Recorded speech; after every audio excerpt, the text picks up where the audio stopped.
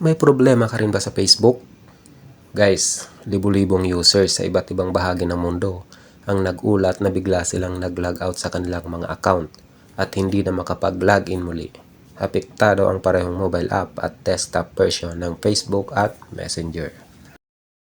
Ayon sa mga ulat, ang issue ay nasa server side ng Meta kaya wala itong kinalaman sa iyong internet connection o device. Sa ngayon, ang pinakamabuting gawin ay maghintay habang inaayos ng technical team ang problema.